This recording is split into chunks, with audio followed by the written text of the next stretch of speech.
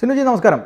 ഈ ജമ്മു ആൻഡ് കാശ്മീർ, ജമ്മുവിൽ നമുക്കറിയാം ഈ ആർട്ടിക്കിൾ 370 ഒക്കെ റദ്ദാക്കി അവിടെ ഒരു പ്രതാപം തിരിച്ചു കൊണ്ടുവന്നിരിക്കുന്നു. കാരണം ഏതൊരു ഇന്ത്യൻ പൗരനും അവിടെ സുരക്ഷിതമായി പോകാനും പണ്ടത്തെ കാശ്മീരും ഇപ്പോഴത്തെ കാശ്മീരും തമ്മിലൊരു വ്യത്യാസമൊക്കെ കണ്ടറിയേണ്ടത് തന്നെയാണ് അല്ലേ? അവിടെ പോയ ആളുകൾക്ക് മാത്രമേ അത് മനസ്സിലാവുള്ളൂ.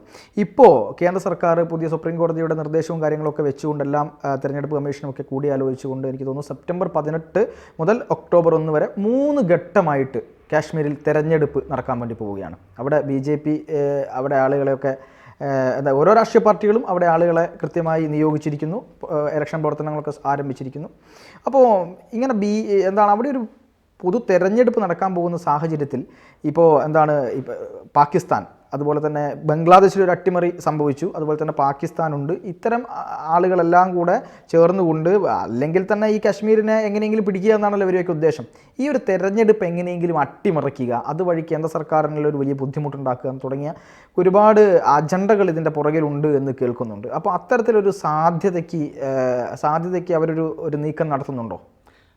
കാശ്മീരിൽ സെപ്റ്റംബർ 18, സെപ്റ്റംബർ 25, ഒക്ടോബർ 1 ഇങ്ങനെ 3 ഘട്ടങ്ങളിലായാണ് തെരഞ്ഞെടുപ്പ് നടക്കുന്നത്. ഒക്ടോബർ 8 ഇതിൻ്റെ റിസൾട്ടും വരും. അപ്പോൾ ജമ്മു കാശ്മീർ എന്ന് പറയുന്നത് ഇന്ത്യയുടെ അവിഭാജ്യ ഘടകമാണ്. സാംസ്കാരികപരമായി, ഭൂമിശാസ്ത്രപരമായി, സമ്പന്നമായി ഒക്കെ ജമ്മു കാശ്മീർ ഇന്ത്യ ഒരുപാട് മാറ്റി. പാർത്ഥൻ പറഞ്ഞതുപോലെ പണ്ടത്തെ ജമ്മു കാശ്മീർ അല്ല ഇപ്പോൾ.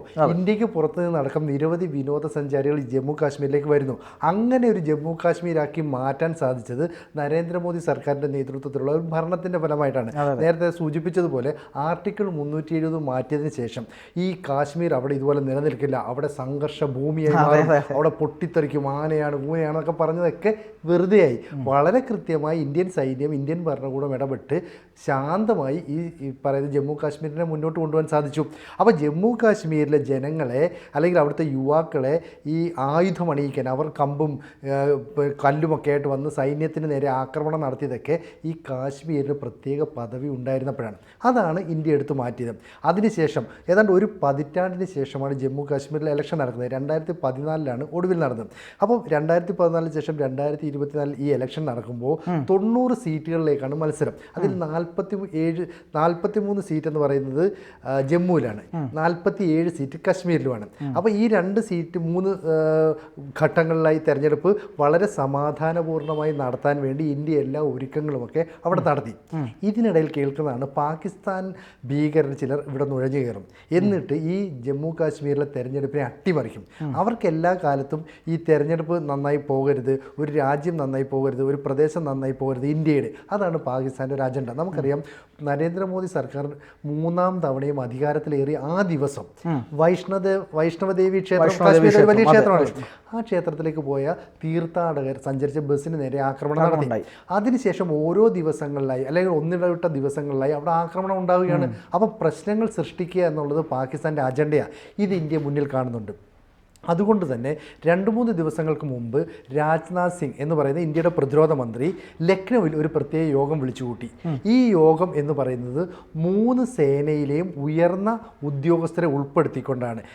ഇത്തരത്തിലൊരു യോഗം എന്ന് പറയുന്നത് ഇന്ത്യയുടെ ചരിത്രത്തിൽ തന്നെ വേണമെങ്കിൽ ആദ്യമായിട്ടാണ് എന്ന് പറയാം. അതായത് ജോയിൻറ്റ് കമാൻഡേഴ്സ് കോൺഫറൻസ് എന്നാണ് പറയുന്നത്. അപ്പോൾ കരസേന, വ്യോമസേന, നാവികസേനയിലെ മേധാവിമാർ, ഉയർന്ന ഉദ്യോഗസ്ഥർ ഇവരെല്ലാം കൂടെ ഒരുമിച്ച് കൂടി യോഗമൊക്കെ നടത്തിയതിന് ശേഷം രാജ്നാഥ് സിംഗ് എന്ന് പറയുന്ന പ്രതിരോധ മന്ത്രി ഇവരെ അഭിസംബോധന ചെയ്യുന്നു. എന്നിട്ട് പറയുകയാണ്, നമ്മൾ വേണമെങ്കിൽ ഒരു യുദ്ധത്തെ ഏത് സമയത്തും അഭിമുഖീകരിക്കേണ്ടി വരും, പ്രതീക്ഷിക്കണം. അങ്ങനെ സംഭവിച്ചാൽ നിങ്ങൾ സേനകൾ തമ്മിൽ ഒരു ഐക്യമുണ്ടാകാൻ വേണ്ടിയിട്ടാണ് ഈ 3 സേനയുടെയും പ്രതിനിധികളെ ഒരുമിച്ച് വിളിച്ചു കൂട്ടിയത്.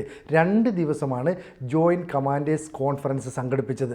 അപ്പോൾ യുദ്ധമുണ്ടെങ്കിലും ഇല്ലെങ്കിലും സൈന്യങ്ങളിലെ അംഗങ്ങൾക്കിടയിൽ ഒരു കൂട്ടായ്മ, പരസ്പര ധാരണ ഉണ്ടാക്കാൻ ഇത് സഹായിക്കും. അങ്ങനെ ഒരു മീറ്റിംഗ് വിളിച്ചു കൂട്ടണമെങ്കിൽ കൃത്യമായ ഇൻ്റലിജൻസ് റിപ്പോർട്ട് ഇന്ത്യൻ ഭരണകൂടത്തിന് ലഭിച്ചുകൊണ്ടായിരിക്കാം. ഇതിന് ശേഷം അമിത്ഷാ കാശ്മീരിലേക്ക് എത്തുന്നു. അവിടെ BJPയുടെ പ്രകടന പത്രിക പുറത്തിറക്കാൻ വേണ്ടിയിട്ടാണ് ചെല്ലുന്നത്. അതിനുശേഷം അദ്ദേഹം അവിടെ നിന്ന് പറയുകയാണ്, ആർട്ടിക്കിൾ 370 എന്നത് ജമ്മു കാശ്മീരിനെ സംബന്ധിച്ചിടത്തോളം ചരിത്രമായി മാറി, ഇനി ഒരിക്കലും അത് തിരിച്ചു വരില്ല, അതായത് ഞങ്ങൾ അനുവദിക്കില്ല. കാരണം BJP സർക്കാർ അങ്ങനെ ഒരു നിലപാടെടുത്തത് ഈ ജമ്മു കാശ്മീർ താഴ്വരയുടെ ശാശ്വതമായ സമാധാനത്തിന് വേണ്ടിയിട്ടാണ്, ഈ ജമ്മു കാശ്മീരിൻ്റെ അഭിവൃദ്ധിക്ക് വേണ്ടിയിട്ടാണ്. അപ്പോൾ വിദ്യാഭ്യാസപരമായി, സാമ്പത്തികപരമായി ഒരുപാട് നേട്ടങ്ങളിലേക്ക് ജമ്മു കാശ്മീരെ കൈപിടിച്ചുയർത്താൻ ഞങ്ങൾ തയ്യാറെടുത്തുകൊണ്ടിരിക്കുകയാണ്, ഞങ്ങൾ ചെയ്തുകൊണ്ടിരിക്കുകയാണ് BJP സർക്കാർ. ഇത് പറയാനുള്ള കാരണം എന്ന് പറയുന്നത് അവിടെ നാഷണലിസ്റ്റ് കോൺഫറൻസ് പാർട്ടി ഉണ്ട്, കോൺഫറൻസ് ഉണ്ട്, ഒപ്പം കോൺഗ്രസ് ഉണ്ട്. ഇവർ ഒരുമിച്ചാണ് മത്സരിക്കുന്നത്. ഇവർ അവരുടെ പ്രകടന പത്രികയിൽ പറഞ്ഞു, ഞങ്ങൾ അധികാരത്തിൽ വന്നാൽ ആർട്ടിക്കിൾ 370 പുനഃസ്ഥാപിക്കും. അത് വലിയൊരു ഭീഷണിയാണ്. കാരണം ഇന്ത്യ ഭരണകൂടത്തെ അനുകൂലിക്കുന്ന അല്ലെങ്കിൽ ഈ വിധ്വംസക ശക്തികളെ എതിർക്കുന്ന ഒരു ഭരണകൂടത്തിന് ഒരിക്കലും അത് പറയാൻ പറ്റില്ല. അപ്പോൾ അവിടെ നിൽക്കുന്ന മുസ്ലിം ഭൂരിപക്ഷ പ്രദേശത്തെ ജനങ്ങളെ തങ്ങൾക്കൊപ്പം നിർത്തുക, പഴയതുപോലെ കാശ്മീരിനെ ഒരു സംഘർഷഭരിതമാക്കി നിലനിർത്തുക, ഈ ഉദ്ദേശത്തോടെയാണ് ഇത് പറഞ്ഞത്. ഇതിന് മറുപടിയാണ് കേന്ദ്ര ആഭ്യന്തരമന്ത്രി അമിത്ഷാ പറഞ്ഞത്, ആർട്ടിക്കിൾ 370 ഇനി ആര് വിചാരിച്ചാലും അവിടെ പുനഃസ്ഥാപിക്കില്ല. അങ്ങനെ പുനഃസ്ഥാപിക്കാൻ ആഗ്രഹിക്കുന്നവർ വിഘടനവാദികളെയും ഭീകരവാദികളെയും വളർത്താൻ ശ്രമിക്കുന്നവരാണ്, അതുകൊണ്ട് അനുവദിക്കില്ല എന്ന് കൃത്യമായി പറയുന്നു. ഇതിനൊപ്പം അടുത്ത ഘട്ടമായി ചെയ്തത് എന്താണെന്ന് വെച്ചാൽ അവിടെ വില്ലേജ് ഡിഫൻസ് ഫോഴ്സ് എന്ന് പറയുന്ന രീതിയിൽ വില്ലേജ് ഡിഫൻസ് ഗാർഡ് എന്ന് പറഞ്ഞ ഒരു സംഘത്തെ രൂപീകരിക്കുന്നു. എന്ന് പറഞ്ഞാൽ ഗ്രാമവാസികളായ ആളുകളെ സംഘടിപ്പിച്ചുകൊണ്ട് അവരെ ഒരു ഡിഫൻസ് ഫോഴ്സ് രൂപീകരിക്കുന്നു. ഇത് അവിടുത്തെ ജമ്മു കാശ്മീരിലെ പോലീസ് സൈന്യത്തിന് മുന്നിൽ ഒരു നിർദ്ദേശം അവതരിപ്പിച്ചു. സൈന്യം അത് സ്വീകരിച്ചു. കാരണം എപ്പോഴും ജമ്മു കാശ്മീരിൽ നുഴഞ്ഞു കയറുന്ന ഭീകരർ അവിടുത്തെ മുസ്ലിം വീടുകളിൽ ഒന്നുകിൽ അതിക്രമിച്ച് കയറി അല്ലെങ്കിൽ അവരെ മുൾമുനയിൽ നിർത്തിയിട്ട് അവിടെ കഴിയുന്നു, എന്നിട്ട് തൊട്ടടുത്ത ഹിന്ദു കുടുംബത്തെ കൊല്ലുന്നു, അല്ലെങ്കിൽ അവർ ഭീകരാക്രമണം നടത്തും. അപ്പോൾ ഒരു ഭീകരൻ നുഴഞ്ഞു കയറിയാൽ അയാൾ ആ നാട്ടുകാരനാണോ അല്ലയോ എന്ന് ഒരു ജമ്മു കാശ്മീരിലുള്ള ആൾക്ക് മാത്രമേ അറിയത്തുള്ളൂ. അപ്പോൾ ഓരോ ഗ്രാമത്തെ ഓരോരോ ഘട്ടം ഘട്ടമായി തിരിച്ചെടുക്കുന്നു. എന്നിട്ട് പറയുന്നു, നിങ്ങൾക്ക് ഞങ്ങൾ സൈന്യത്തിൻ്റെ പരിശീലനം നൽകാം. അപ്പോൾ ഇവർക്ക് പരിശീലനം നൽകിയിട്ട് എന്ത് ചെയ്യുന്നു എന്ന് പറഞ്ഞാൽ റൈഫിൾ ഉപയോഗിക്കാൻ, അതായത് ഈ ഓട്ടോമാറ്റിക്കായിട്ടുള്ള റൈഫിള് അല്ലെങ്കിൽ അത്തരത്തിലുള്ള ഗൺ ഉപയോഗിക്കാനായിട്ട് ഇത്തരത്തിലുള്ള ഒരു പരിശീലനം നൽകാനായിട്ട് ഇന്ത്യ ഗവൺമെൻറ് തീരുമാനിക്കുന്നു.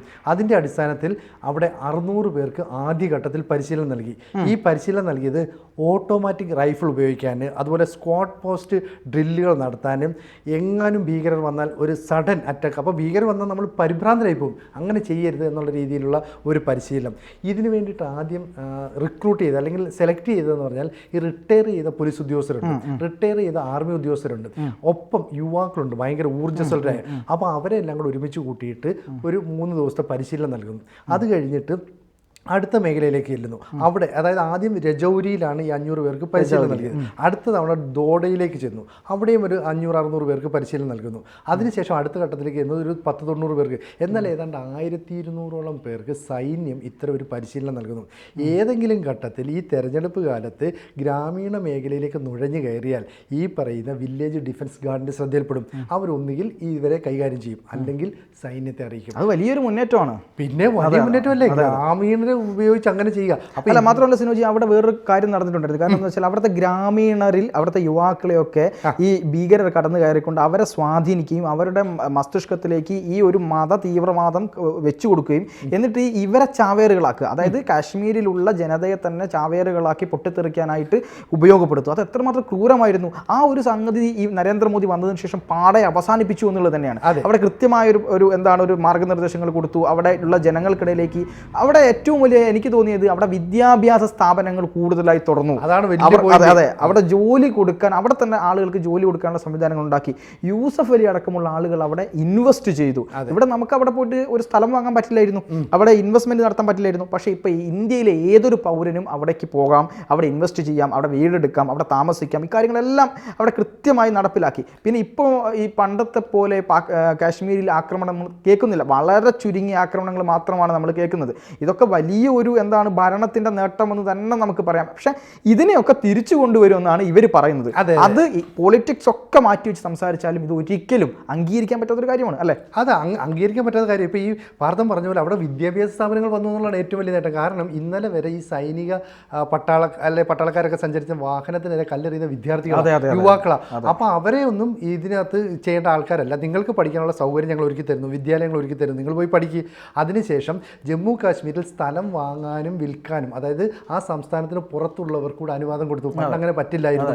അതുപോലെ തന്നെ യൂസഫ് അലിയെ പോലെയുള്ള വൻകിട നിക്ഷേപങ്ങൾ അവിടേക്ക് വരുന്നു, ടൂറിസ്റ്റുകൾ വരുന്നു. അപ്പോൾ ജമ്മു കാശ്മീർ ഇന്ത്യയിലെ മറ്റേതൊരു സംസ്ഥാനത്തെയും പോലെ ആർക്കും എപ്പോഴും അവിടെ കടന്നു ചെല്ലാൻ കഴിയുന്ന ഒരു സാധാരണ സംസ്ഥാനമാക്കി മാറ്റുന്നു. അപ്പോൾ ഒരു പ്രത്യേക പദവി എന്നുള്ള കാര്യം എടുത്തു മാറ്റിയത് വലിയ നേട്ടമാക്കി BJP കൊട്ടിഘോഷിക്കുകയാണ്.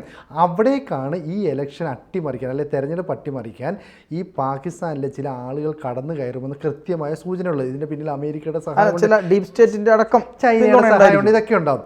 ഇപ്പോൾ ഏറ്റവും ഒടുവിൽ കേൾക്കുന്നത് പാകിസ്ഥാനിൽ സർക്കാർ ഉദ്യോഗസ്ഥർക്ക് ഈ സോഷ്യൽ മീഡിയ ഉപയോഗിക്കാനുള്ള അനുവാദം നിഷേധിച്ചിരിക്കുകയാണ് സർക്കാർ. കാരണം ആ സർക്കാരിൻ്റെ വികലമായ നയങ്ങൾ, അവരുടെ തെറ്റായ ചില നിലപാടുകൾ, ഇതൊക്കെ സോഷ്യൽ മീഡിയയിലൂടെ ലോകം മുഴുവൻ ചർച്ച ചെയ്യുന്നു, അവരെ പരിഹാസ്യരാക്കുന്നു. അപ്പോൾ അവർക്കത് സഹിക്കാൻ പറ്റുന്നില്ല. അതുകൊണ്ട് ഇനി കർശനമായ നടപടി സ്വീകരിക്കും. ഏതെങ്കിലും സർക്കാർ ഉദ്യോഗസ്ഥർ ഇത്തരത്തിൽ സമൂഹ മാധ്യമങ്ങൾ ഉപയോഗിച്ച് മോശപ്പെട്ട കമൻ്റ് ഇടുകയോ അല്ലെങ്കിൽ അത്തരം അഭിപ്രായ പ്രകടനങ്ങൾ നടത്തുകയോ ചെയ്താൽ അവരെ ശിക്ഷിക്കും. എന്ന് പറഞ്ഞാൽ സോഷ്യൽ മീഡിയ പ്ലാറ്റ്ഫോമിലൂടെ രാജ്യത്തിൻ്റെ അന്തസ്സും ഐക്യവും ഒക്കെ തകർക്കുന്ന രീതിയിൽ ഒരു സർക്കാർ ഉദ്യോഗസ്ഥനും പ്രവർത്തിക്കരുത്. ഇതിനെ നമ്മൾ വളരെ ഗൗരവമായി കാണണം. കാരണം സർക്കാർ ചില പ്രവർത്തനങ്ങളൊക്കെ നടത്തുന്നു, അതിൽ സർക്കാരിനോട് അതൃപ്തിയുള്ളവർ പുറത്തേക്ക് സോഷ്യൽ മീഡിയ വഴി പുറത്തേക്ക് വിടരുത് ഈ കാര്യങ്ങൾ. അങ്ങനെ വിട്ടാൽ ഈ കാശ്മീർ ഇലക്ഷൻ സമയത്ത് അവരെന്തെങ്കിലും ചെയ്യാൻ ഉദ്ദേശിക്കുന്നുണ്ടെങ്കിൽ അതിൻ്റെ വാർത്ത പുറത്തു വരും. ഇപ്പം അവിടെ നടക്കുന്ന ഒരു സംഭവം, അവിടെ ഭരണകൂടം ഏതാണ്ട് തകർന്നു, സൈന്യത്തെ നിയന്ത്രിക്കാൻ ആളില്ല, സ്ത്രീകളുടെയും പെൺകുട്ടികളുടെയും കാര്യം പറയാൻ പറ്റത്തില്ല. അതായത് അവിടുത്തെ കുറേ ഭീകരരുണ്ട്. അതായത് പല ഗ്രാമങ്ങളിലും ഈ പറയുന്ന താലിബാൻ സ്ഥാനം പിടിച്ചിട്ടുണ്ട്. താലിബാനാണ് അവിടെ കാര്യങ്ങൾ നിയന്ത്രിക്കുന്നത്. സൈന്യത്തിന് അവരെ എതിർക്കാനുള്ള ശക്തിയില്ല. സൈന്യത്തെ നിയന്ത്രിക്കാൻ അവിടെ കൃത്യമായൊരു പട്ടാള ഭരണകൂടം പ്രവർത്തിക്കുന്നില്ല. പക്ഷേ സിനോജ് എന്തൊക്കെ പറഞ്ഞാലും ഈ ആഹ്ലാദ സൂചിക പട്ടികയിൽ പാകിസ്ഥാൻ ഇന്ത്യയേക്കാൾ മുന്നിലാണ്. അതെ, ആഹ്ലാദ സൂചി അവസാനം അവർക്ക് ഇഷ്ടമുള്ള ഭക്ഷണം മേടിച്ച് കഴിഞ്ഞ് സന്തോഷിക്കേണ്ട ഒരു അവസ്ഥയാണ്. ഇപ്പോൾ പാകിസ്ഥാനിലെ ഒരു ജനസംഖ്യ പറഞ്ഞാൽ 2023 227 ദശലക്ഷമാണ്. അതിൽ തന്നെ ഈ 49.2% പെൺകുട്ടികൾ അല്ലെ സ്ത്രീകളാണ്. ഇതിൽ തന്നെ 30 വയസ്സിൽ താഴെയുള്ളവരാണ് 64%. അപ്പോൾ ഈ പെൺകുട്ടികൾക്ക് അല്ലെങ്കിൽ സ്ത്രീകൾക്ക് നല്ല വിദ്യാഭ്യാസം നൽകുന്നില്ല, ജോലിക്ക് പോകാൻ പറ്റുന്നില്ല, നല്ലൊരു വിവാഹബന്ധവുമായി കുടുംബജീവിതം നയിക്കാൻ പറ്റുന്നില്ല. പകരം ഈ സ്ത്രീകളെയൊക്കെ അടിമ ജീവിതത്തിലേക്ക് നയിക്കുക, മനുഷ്യാവകാശ ലംഘനങ്ങൾ നടത്തുക, പെൺകുട്ടികളെ വിൽപ്പന ചരക്കാക്കി മാറ്റുക, ബാലവിവാഹങ്ങൾ നടത്തുക, ഇതൊക്കെയാണ് അവരുടെ ലക്ഷ്യം. അതിനനുസരിച്ചുള്ള പ്രവർത്തനങ്ങൾ പാകിസ്ഥാനിൽ നടത്തുന്നു. ഇത് പുറത്തേക്ക് അറിഞ്ഞാൽ വലിയ പ്രശ്നവും വലിയ പ്രതിസന്ധിയും സൃഷ്ടിക്കും. അതുകൊണ്ടാണ് ഈ വില്ലേജ് ഡിഫൻസ് ഫോഴ്സ് വരുന്നതും അതുപോലെ തന്നെ ജോയിൻറ്റ് കമാൻഡേഴ്സിൻ്റെ ഒരു മീറ്റിംഗ് സംഘടിപ്പിക്കുന്നു. അമിത്ഷാ അവിടെ ചെന്നിട്ട് പറയുന്നു ആർട്ടിക്കിൾ 370 മുന്നോട്ട് കൊണ്ടുവരില്ല. അപ്പോൾ ഏതെങ്കിലും കാരണവശാൽ ഈ രജൗരി പുഞ്ച് മേഖലകൾ വീണ്ടും ഭീകര താവളങ്ങളാക്കി മാറ്റാൻ ആരെങ്കിലും ശ്രമിച്ചാൽ വളരെ ശക്തമായി തിരിച്ചടിക്കുമെന്ന് പറയുന്നുണ്ട്.